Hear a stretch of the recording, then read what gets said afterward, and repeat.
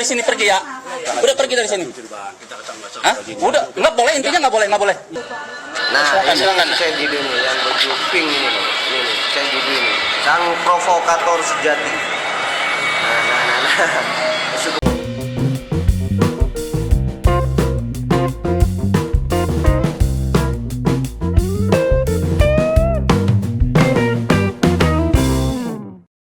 Assalamualaikum warahmatullahi wabarakatuh. Shalom, Om Swastiastu, Namo Buddhaya, salam kebajikan, salam sejahtera bagi kita semua.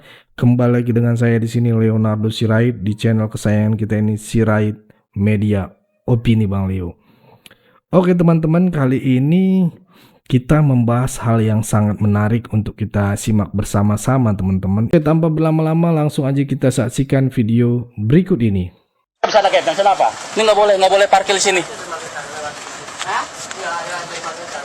Pindah aja, yaudah. Pindah. Oke, yaudah sana. Pindah aja.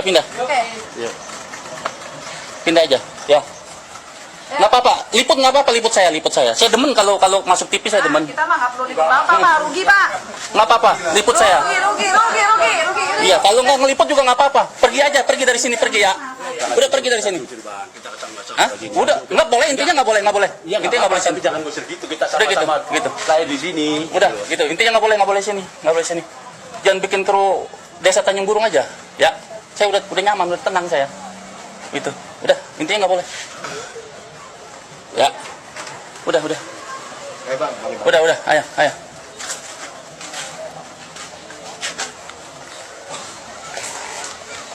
Itu aja.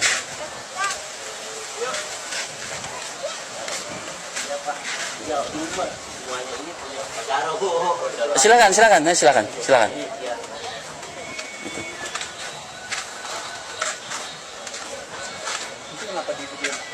Emang kenapa nggak boleh? Abang juga nggak apa-apa, videoin saya. Abang videoin saya nggak apa-apa. Videoin saya, abang nggak apa-apa, videoin saya. Iya, kalau abang mau videoin saya. Itu. Nggak apa-apa, videoin saya situ. Itu. Nggak apa-apa, situ videoin saya nggak apa-apa. Nah, Silakan. ini saya Didu nih, yang baju pink ini nih. Ini nih, saya Didu ini. Sang provokator sejati. Nah. Masuk ke mobil sudah. Ini malu pemirsa. Dikira warga sudah bodoh Dio. ya kan? Videoin nggak apa-apa, video. Kira warga bodoh, katanya enggak sudah, enggak bodoh, enggak seperti yang Nggak apa-apa. Masukin saya demen. Nggak apa-apa. Oke. Thank you. Ya.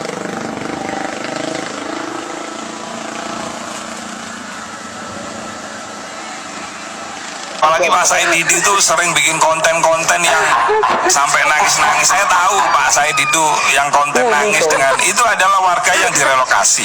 Kenapa itu banjir? Karena memang waktu itu rob dan sudah diberesin.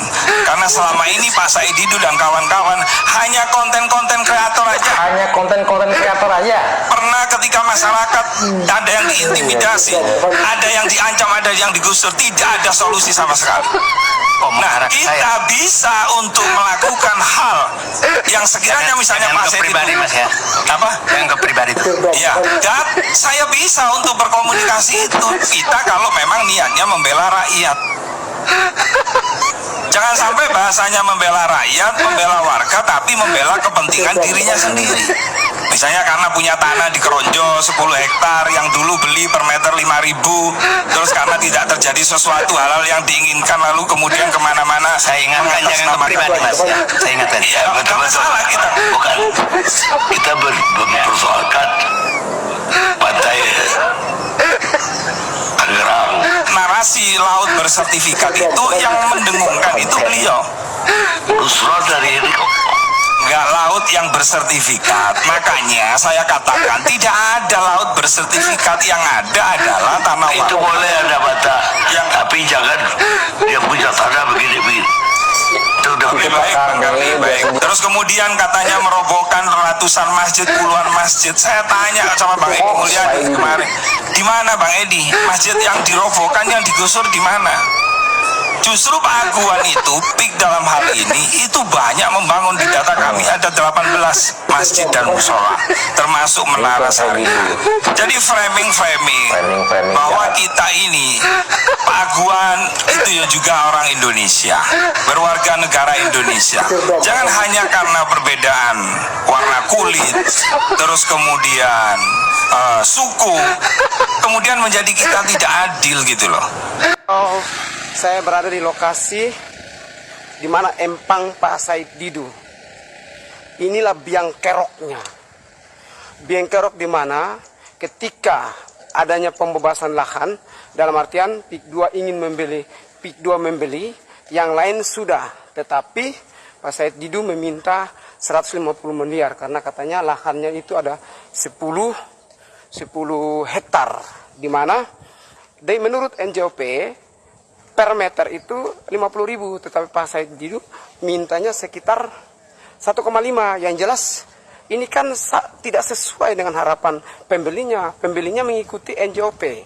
Masyarakat yang lain sudah bebas, tapi ini saja. Ini lokasinya milik Pak Said Didu nih. Nih. Teman-teman bisa lihat. Nih bisa lihat. Nih. Miliknya Pak Said Didu. Banyak kan? Nah, jadi inilah yang keroknya nih.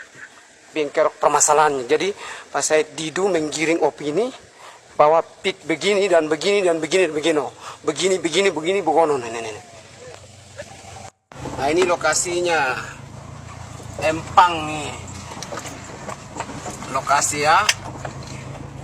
Ini yang miliknya Pak Said Didu. Nggak usah menyalahkan satu sama lain. Ya. Kita nggak terencana. Ini miliknya Pak Said Didu. Ini yang mau dibeli dengan harga sekitar 50.000, tapi diminta oleh Said Didu dengan harga 1,5.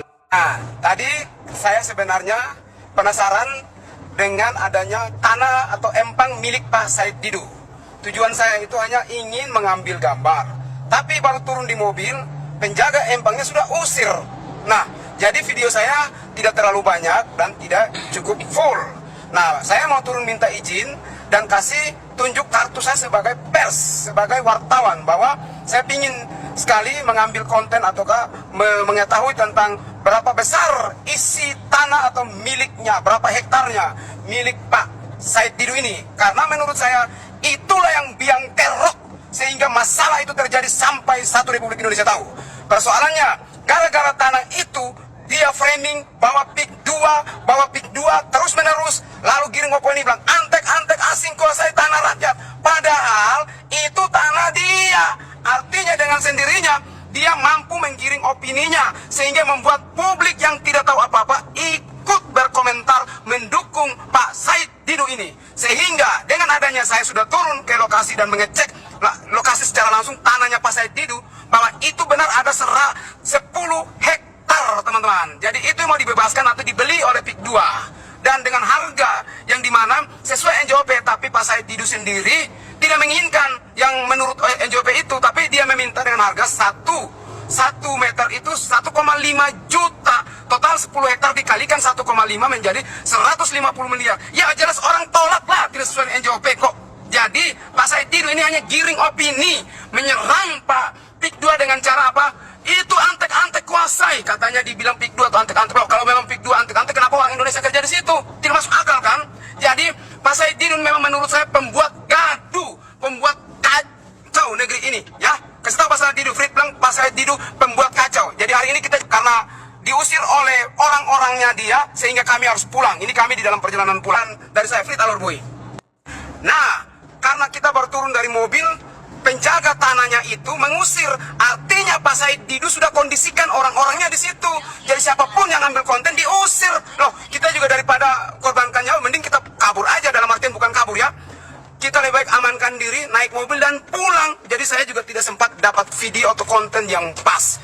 Jadi menurut saya Said Didu takut lokasinya diambil gambar atau dibuat video di situ. Pak Said Didu, ingat saya nantang Anda itu penakut. Suruh pasukanmu itu ancam-ancam kita atau usir-usir kita. Kita kan nakutnya datang ambil gambar saja. Oh, saya punya kartu pers, saya datang sebagai wartawan. Salahnya di mana? Tapi karena daripada berdebat, lebih baik saya amankan diri, pulang. Sekian. Megawati itu kan presiden kecelakaan Indonesia gitu kan. Karena setelah Gus Dur barulah terjadi penjualan Indosat, Teluk Tangguh, kapal tanker Pertamina, apalagi mengeluarkan surat keterangan lunas BLBI, itu sudah puluhan ratusan kali bahas semua pengamat. Nah, jadi kalau di benchmark nggak ada apa-apanya, nggak usah lagi di benchmark dengan Megawati. Megawati itu benchmarknya sama minyak urut saja yang dikirimkan ke Ahmad Mujani untuk Pak Prabowo, nggak tahu ditinggal ke India. Ya lebih milih India lah untuk ngurusin negara daripada ngurusin New Zealand ulang tahun kan. Nah jadi balik lagi terhadap apa sih yang sudah dirugikan terhadap rencana pengurukan 30,6 km di Banten itu. Bagaimana ributnya soal PIK dulu yang pernah ditolak Ahok, ditolak Anies, walaupun pada akhirnya Anies juga memberikan IMB ribuan di PIK itu. PIK itu kan luasnya lebih kurang 1.000 hektar konon. Nah, di sekarang apa yang terjadi di PIK? Kalian pernah ke sana kan, orang Jakarta? Saya baru ke sana 2 minggu yang lalu. Ribuan manusia beraktivitas di situ. Dari mulai pembantu rumah tangga, tukang sapu, penjaga toko, penjaga restoran. Berapa putaran uang yang terjadi di sana itu? Ya, coba kebayang nggak kalau sampai 30 km itu diuruk dan menjadi daerah kawasan baru, ekonomi baru di Banten. Bagaimana dampaknya terhadap masyarakat setempat? Berapa putaran ekonominya? Itu yang harus dikalkulasi juga. Jangan cuma kalian seolah-olah menjadi pahlawan membela nelayan. Nelayan satu hal harus dipikirkan bagaimana jalan keluarnya gitu kan. Tapi bukan berarti itu menjadi ganjelan terus menghambat Indonesia yang begitu luar biasanya untuk maju ke depan gitu. Masa kalian nggak tahu bahwa Jawa ini dihuni oleh 60% masyarakat Indonesia? 154 juta di sini. Kepadatan Jakarta itu 16.000 orang. Dibandingkan kepadatan penduduk Jawa ini yang cuma 841 orang per kilometer. Itu kan harus dikasih wadah yang baik untuk cari makan, untuk beraktivitas. Jadi dibutuhkan mungkin tambahan lahan-lahan baru untuk daerah industri, untuk daerah pariwisata, untuk daerah hiburan, untuk daerah macam-macam. Saya dengar juga konon PIK itu nanti akan ada dibangun sirkuit F1 dan sebagainya. Dan perencanaannya sampai ke sana. Oke, cukup segitu dulu teman-teman. Berikan tanggapan teman-teman yang menonton video ini, yang udah kita ulas dari awal sampai akhir tadi. Teman-teman boleh berikan pandangan kalian di kolom komentar. Pesan saya pokoknya tetap jaga persatuan Indonesia, jangan mau dipecah belah, jangan mau diadu domba, karena NKRI harga mati. Saya Leonardo Sirait, mohon undur diri. Bye-bye.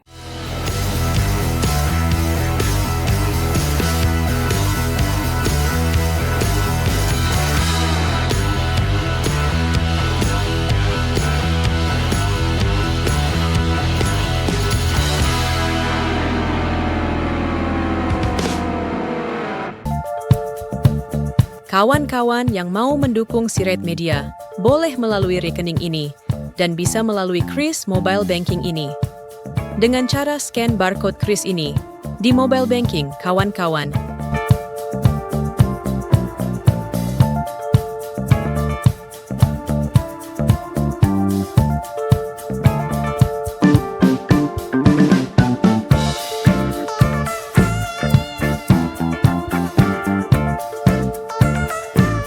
Dan jangan lupa juga mendukung pelayanan di yayasan kami melalui rekening ini dan bisa melalui Kris Mobile Banking ini. Dengan cara scan barcode Kris ini di mobile banking, kawan-kawan. Berapapun itu sangat berguna bagi pelayanan kami. Mari terus kita suarakan suara rakyat jelata dan terus berdampak bagi Indonesia. Terima kasih.